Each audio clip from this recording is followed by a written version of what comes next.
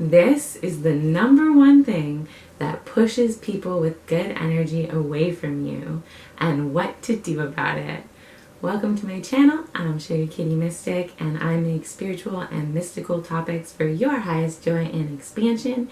And today we're going to talk about something I find so interesting, and hopefully it helps you out too.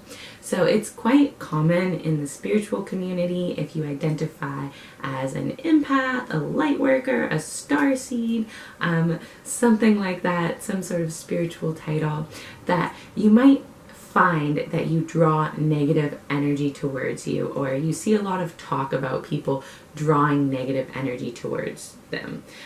Energy vampires, jealous people, talks about being cursed or spiritual warfare and enemies. And the reason this happens to spiritual people is so interesting. So on an energetic level, when you are someone who is tapped into intuition, to vibes and frequencies of other people, what you are doing is you are projecting your energy outwards. And I'm actually going to draw this for you so you can see it. But for now, you are projecting your energy outwards like this. And what that does is it creates in your aura an outer push. So with this outward push, the only thing that you can draw towards you is things that have holes and require your energy, things that are pulling inwards towards themselves, things like energy vampires and narcissists. So if you look at a narcissist energy, all of their energy is going inwards. They're requiring energy, so they're pulling everything in. So when you're walking around as an empath or whatever you identify as, and you're focusing on other people and all the vibrations around you, you are pushing out energy that is then going to be pulled in by these people who require it.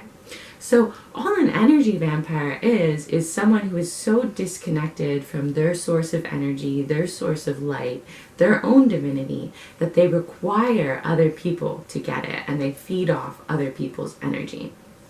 So people who are actually settled in their own energy, okay, people who are comfortable in their frame, people who are not requiring energy from you, are actually going to feel repelled by this push, repelled by this intense focus on their wants and their needs.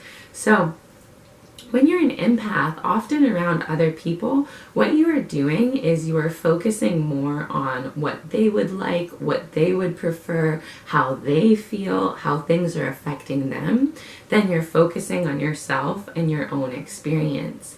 And this not only does that pushing effect energetically, it also puts up a wall, okay, where no one actually knows what exactly is going on with you. They're not feeling into your experience. They're not feeling your needs, your wants, your preferences. They're just having someone sort of clinging in and hooking into their energy. And so for some people, like a narcissist or an energy vampire, that'll feel really good. And they'll be like, yeah, I want more of that. I want more of this focus, more of this attention. For most people, however, who are a lot more balanced, who have more comfortable flow of outwards energy and inwards energy, it's going to feel like a lot. It's going to feel like crossing their boundaries, coming into their space, especially if you don't know this person very well. So in order to stop pushing people with really good energy away from you, stop pushing people who are loving and supportive and full internally, okay, away from you, you need to start focusing on yourself and getting back into your body and your experience. So there's a few different ways that you can do this. My favorite way is connecting to your sense of joy and pleasure. So one of my favorite spiritual teachers, Crystal Arianyani, has this practice that she always teaches, which is how deeply can you feel this moment. So whatever you're doing, wherever you are, maybe you're going for a walk or eating some food, you tap in to the sensory experience of everything that you're feeling. So we have the five senses, right? The ears, the eyes, the nose, the smell, and touch. So you tap into all of those and you ask yourself, how deeply can I experience, how deeply can I feel this moment? So say you're walking down the street and you're like, how deeply can I feel this moment? And you feel the sun on your face and the wind against your skin. Maybe you see all the flowers and the plants and the greenery, and you kind of drink that in with your eyes. Let it nourish your energy. Let it fill you. You know, if there's anything that you can kind of taste on your tongue or in the air or the taste of your own lips. What can you smell? What do you hear? Are there birds? Are there people playing? Children playing? I tapped into this the other day when I was walking, and I heard construction like far off in the distance. And when I tapped into how deeply can I feel this moment, it actually felt like music. It actually sounded like music to my ears.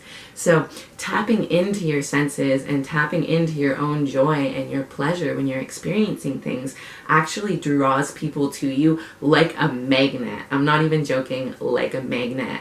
I was doing this last week, and someone literally ran down the street to give me a compliment. And it was crazy. And stuff like that happens all the time. Every time I'm tapping into my own experience, feeling my own feelings, feeling what I'm actually feeling in this moment, do I start to draw people who are really positive and uplifting and in really good energetic spaces. I was on the train the other day and I was practicing this, and a father with his like super cute kid sat down beside me, and they were kind of like playing and talking to me while they were playing, and it was just such an uplifting experience.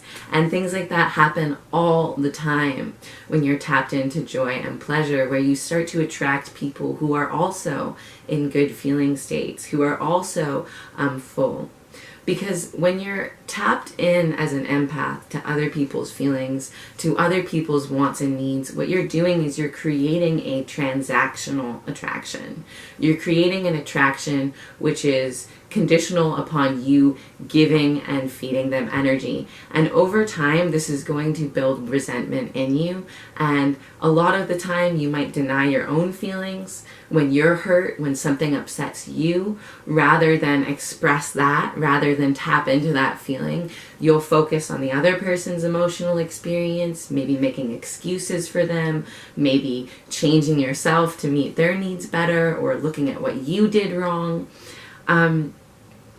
Even though this seems like a good thing to do or something that will make people like you or stick around you, it actually pushes people away from you. Because what we all want isn't necessarily to have someone just feeding us energy all the time. We all want to be around compatible energies. We want to be with people that we authentically vibe with, that we enjoy being around, that uplift and inspire us and we feel good about. And yes, that we can share our pain with. Yes, that we can connect to on those deeper and emotional levels. However, those are a part, of all life. And by connecting only through pain, only through people pleasing or caring for others' needs, you're doing yourself a great disjustice, and you're attracting relationships that can only take from you.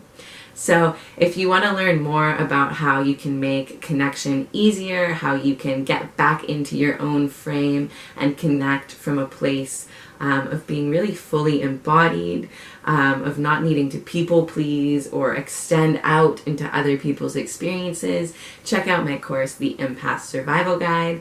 In that course, we use energetic awareness and spiritual practices like meditations, chakra activations, energetic embodiment practices for you to cut through social overwhelm and people pleasing and draining yourself for good so that you can connect with more ease and fun.